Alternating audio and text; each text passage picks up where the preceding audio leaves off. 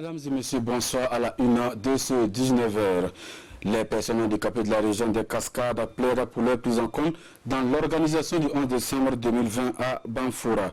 Elles l'ont fait savoir au cours de la célébration de la journée des personnes handicapées le 3 décembre dernier à Banfora. Des détails dans ce journal. Fin des formations pour 88 élèves de l'école privée de formation en santé de Sarbongou, composée entre autres de sages-femmes, d'agents de santé communautaire, de techniciens supérieurs, techniciens d'hygiène hospitalière. Ils ont prêté serment samedi dernier à Fadam Gourmand en présence de nos reporters. Mesdames et messieurs, une fois de plus, bienvenue au 19h sur la télévision nationale du Burkina. Cela dit, l'OCADES et l'Organisation du Pont pour le développement social, solidaire des personnes handicapées de la région des Cascades. Elles ont tenu une journée de partage et de communion avec les couches vulnérables de la société. Une tribune mise à profit par ces personnes handicapées pour émettre des doléances, notamment leur prise en compte dans l'organisation du 11 décembre 2020 à Banfora. C'était à l'occasion de la journée mondiale des personnes handicapées, célébrée le 3 décembre dernier à Banfora. Moussa Tamboura, Mireille Karoy Tougman. Les personnes vivant avec un handicap au centre de toutes les attentions ici à Banfora. C'est leur journée, une opportunité pour réfléchir sur leur participation au développement de la société, chose qui ne peut se faire sans la prise en compte de leurs doléances. Que les édifices publics lors de la commémoration du 11 décembre dans notre région puissent penser au moins à l'accessibilité des personnes en situation de handicap et que aussi dans les ONG et les partenaires au développement qui sont là, de prendre toujours en compte la spécificité des enfants handicapés dans leurs programmes et projets de développement. C'est de tenir compte de la personne handicapée dans tout ce que nous entreprenons.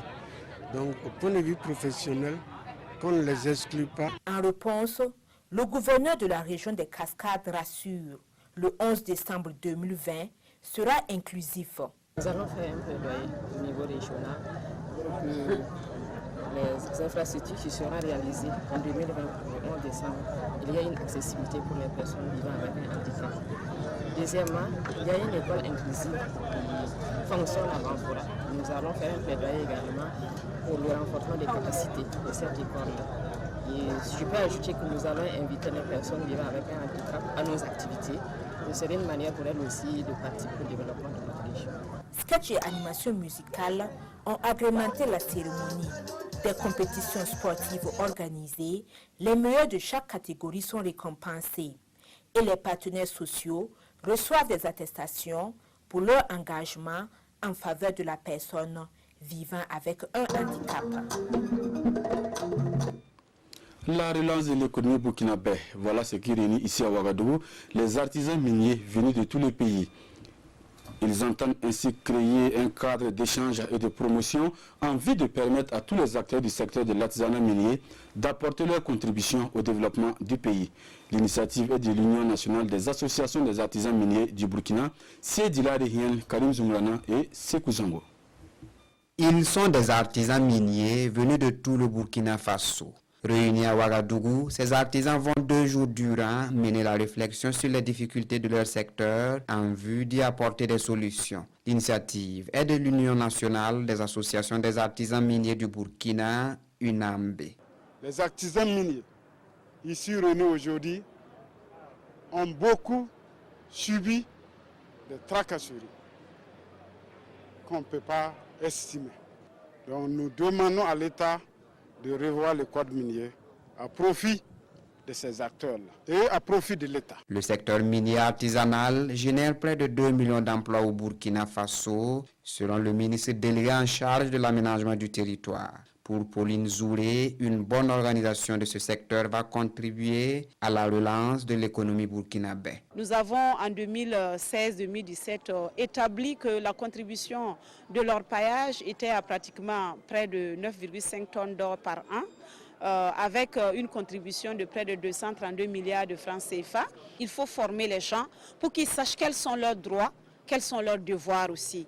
Il faut les former sur les instruments juridiques qui ont été mis en place par l'État. Vous savez que nous avons un certain arsenal des lois qui ont été prises. Selon une étude menée par la Banque mondiale, le Burkina Faso compte environ 800 sites miniers artisanaux, mais seulement 50 sont inscrits au cadastre minier.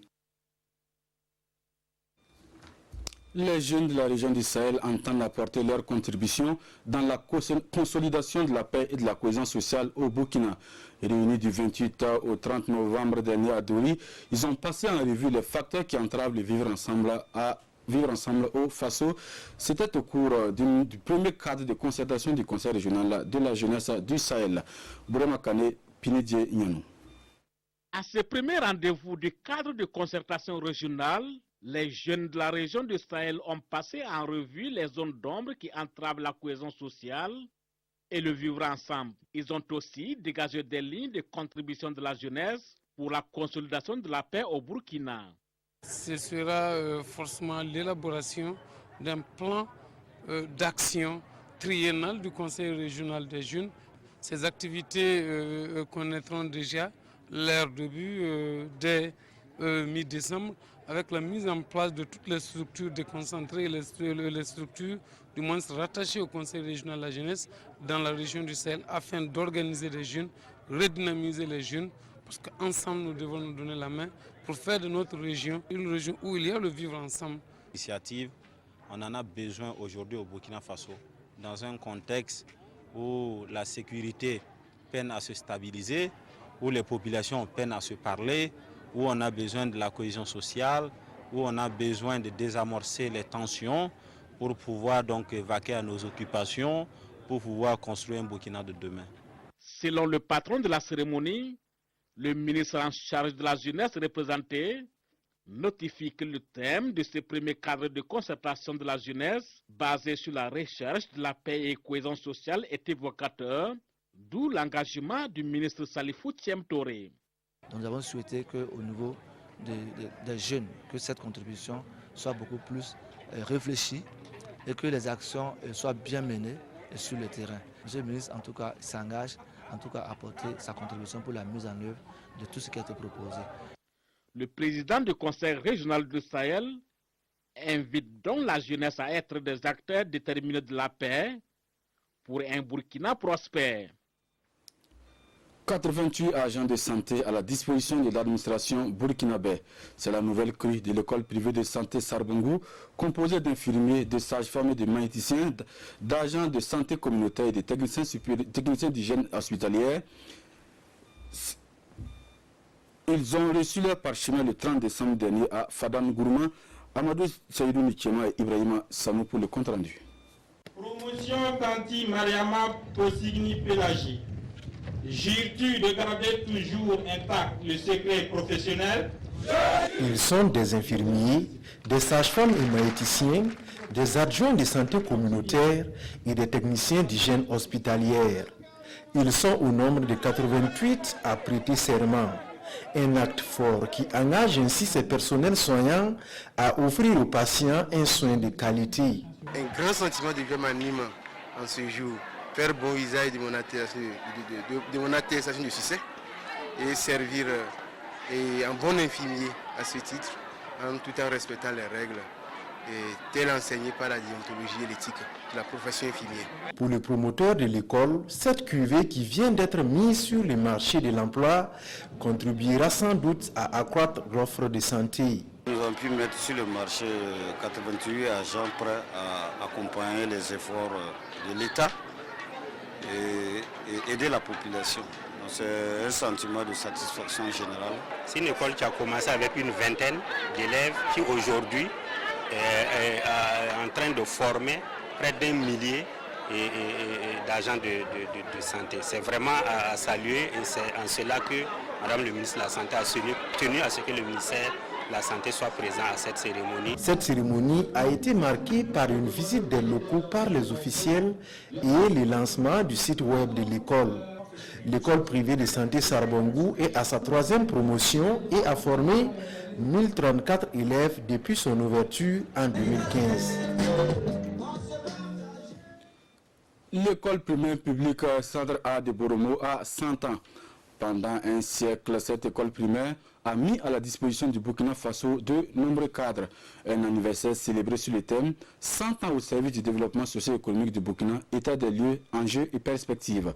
Serge Sonda, Aïcha Dianda. L'école primaire publique A de Boromo a un siècle. Pendant ses 100 ans d'existence, elle a formé des milliers d'hommes et de femmes, des élites dans toutes les catégories socio-professionnelles. Parmi les anciens élèves figure l'ancien président du Faso, Blaise Compaoré. À travers la commémoration, nous avons voulu interpeller d'abord les anciens élèves sur leur devoir de redevabilité envers l'école. Voir qu'aujourd'hui, cette école est en ruine et avancée. Dans cet état avancé, c'est quand même pas intéressant. Donc, il fallait que l'on interpelle les uns les autres, mais au-delà, que l'on interpelle l'État, comme vous le constatez. Il y a en moyenne 90 élèves par classe, c'est quand même beaucoup. Le ministre en charge de l'Éducation nationale, patron de la cérémonie, n'est pas venu les mains vides. Il remet des kits scolaires à l'école. Déjà, il y a un ancien élève de cette école qui s'engage à réaliser 3 classes. Et nous allons essayer de voir la possibilité aussi de réaliser 3 classes de façon à désengorger les effectifs, les classes, mais surtout de permettre à d'autres enfants de bénéficier de scolarisation, parce que dans cette ville, il y a beaucoup d'enfants non scolarisés aussi. Et de ce point de vue, je trouve que c'est une très bonne commémoration. Ça nous interpelle à faire des efforts et ça va se faire. C'était des retrouvailles entre les élèves et leurs maîtres. Et 13 anciens enseignants ont été distingués à cette occasion.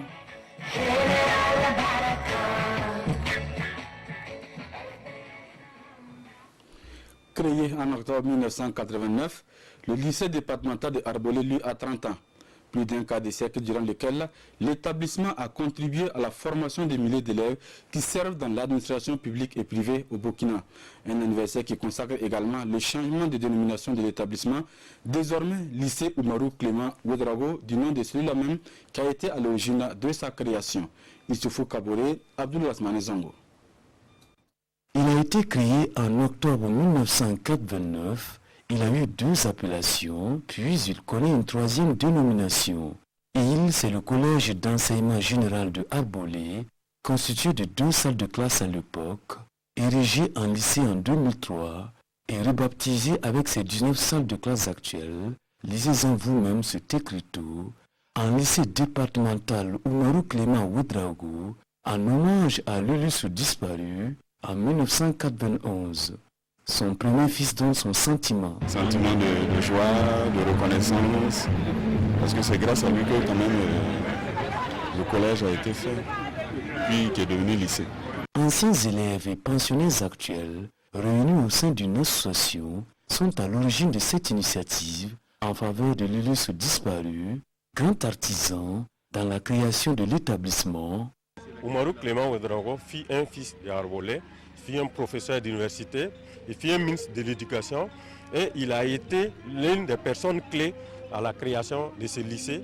Nous avons été encadrés par des formateurs qui étaient vraiment à la hauteur de la tâche. On a beaucoup appris. En 30 ans d'existence, des dizaines de milliers d'élèves dans la discipline ont reçu une formation de qualité et réussi dans le secteur public ainsi que le privé, un exemple qui devrait inspirer les jeunes générations en attendant le cinquantenaire. Fini l'errance pour les responsables de la commission épiscopale Justice et Paix. La commission dispose désormais d'un siège social logé au sein du Centre national cardinal Paul Zunglana. Financé par Misère Or, un organisme catholique allemand, le nouveau siège offre un cadre approprié aux responsables de la commission qui se fixe pour mission la promotion et la défense des droits humains. Samuel Christine Koulibaly, Jean-Eudes Baïla pour le reportage. Accorde à tous ceux qui vont venir en ces lieux de comprendre combien tu les aimes. Une prière inaugurale suivie d'aspersions d'eau bénite et le siège social de la Commission épiscopale Justice et Paix est désormais prêt à accueillir usagers et responsables de la commission. Une organisation de l'Église catholique du Burkina Faso qui se veut la voix des sans-voix. C'est une commission également qui s'engage à promouvoir l'éducation à la culture de la paix et une commission qui s'engage à lutter aux côtés de toutes les personnes qui vivent des situations difficiles, notamment des situations d'oppression, des situations d'injustice. Qui veut la paix cultive la justice, c'est la devise de la commission qui trouvera désormais en ces lieux un cadre idéal pour mieux défendre la cause des faibles et les laisser pour compte. Les infrastructures aident les institutions à mener leur mission avec plus de compétences, avec plus d'efficacité. Voilà pourquoi nous nous réjouissons d'avoir ce joyau qui permettra de nous organiser beaucoup mieux pour pouvoir atteindre nos objectifs. Situé au sein du Centre national Cardinal Paul Zungrana, le siège social de la Commission épiscopale Justice et Paix est financé par Miserior, un organisme de l'Église catholique allemande. On s'arrête là pour le 19h de ce mercredi. Merci de nous avoir suivis. L'information revient à 20h et à 22h30 toujours sur les antennes de la RTB. Bonne suite à deux programmes.